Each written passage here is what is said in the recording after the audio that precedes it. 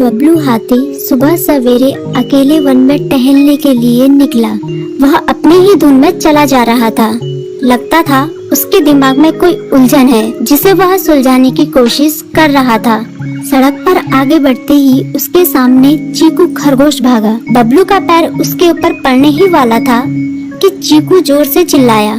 उसकी आवाज सुनकर बबलू ने अपना पैर पीछे खींच लिया। कहाँ खोए हो बबलू भाई? कहीं नहीं, बस कुछ ऐसे ही सोच रहा था। किस बारे में? तुम जानकर क्या करोगे? शायद मैं तुम्हारी कुछ मदद कर सकूं। तुम तो जानते हो आजकल वन में कितनी चोरियां हो रही हैं, पर चोर का कोई अता पता ही नहीं है। इस बात को लेकर वन के सारे प्राणी चिंतित थे।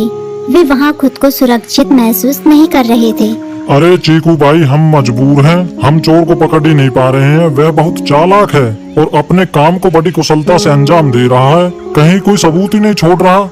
हमारे राजा इस बात को लेकर बहुत चिंतित हैं। यही कारण है कि हम सब इस बारे में सोच रहे हैं। अब तुम मेरी इसमें क्या मदद कर सकते हो? मैं कुछ सोचता हूँ, हो सकता है मुझे कोई उपाय सूझ जाए। प्रयास करने में कोई हर्ज तो नहीं है।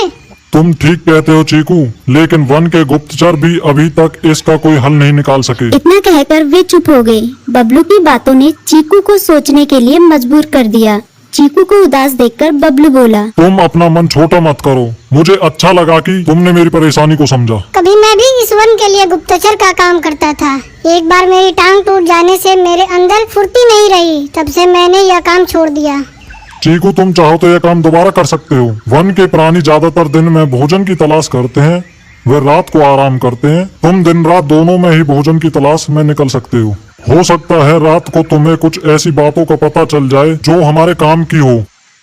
हाँ बबलू, तुम ठीक कहते हो। मैं आज रात को वन में घूमकर इस बात का पता करने की कोशिश करता हूँ। थोड़ी देर बातें करके चीकू अपने बिल की ओर बढ़ गया और बबलू अपने रास्ते चला गया।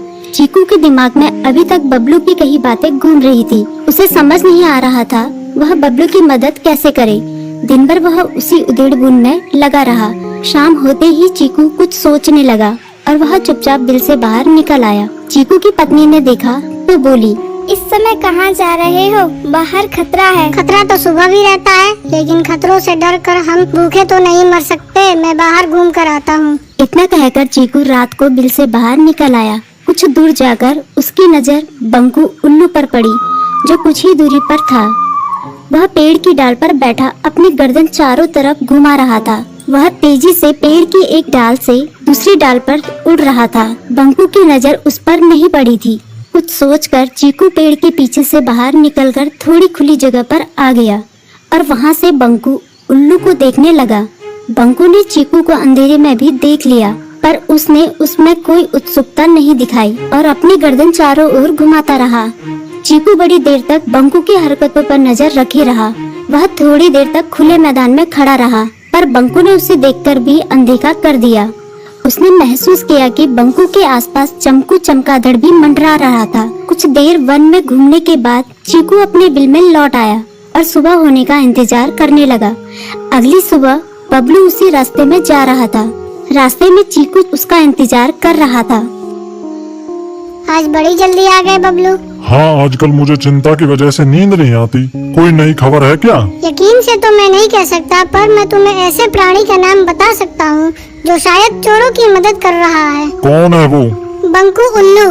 इतना कहकर चीकू ने रात की घटना उसे ज्यों की त्यों सुना दी। इसे सुनकर बबलू का माथा ठनका। बबलू की आंखें चौंधिया गई। तुम ठीक कह रहे हो। मुझे आज रात बंकू और चमकू पर नजर रखनी होगी। इतना कहकर वे दोनों अपने अपने रास्ते चले गए। बबलू रात को अपने साथियों के साथ बंकू पर नजर गड़ाए रहा। उसकी संदिग्ध गतिविधियों को देखकर बबलू ने उसे उसके साथियों चंकी और संकी लोमड़ के साथ पकड़ लिया। बबलू ने सख्ती से पूछताछ करनी शुरू कर दी।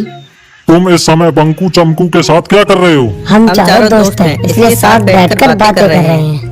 चमगादड़ और उल्लू की दोस्ती तो समझ में आती है, पर लोमड़ के साथ दोस्ती कैसे हो सकती है? सख्ती से पूछने पर दोनों ने अपना जुर्म कबूल कर लिया और सभी चोरियों के बारे में बताया जो उन्होंने कुछ दिन पहले वन में की थी। बबलू ने उनके चोरी का सारा सामान भी बरामद कर लिया। बंकू और चमकू को अभी तक समझ में नहीं आ रहा था कि वो इतनी आसानी से कैसे पकड़ में आ गई।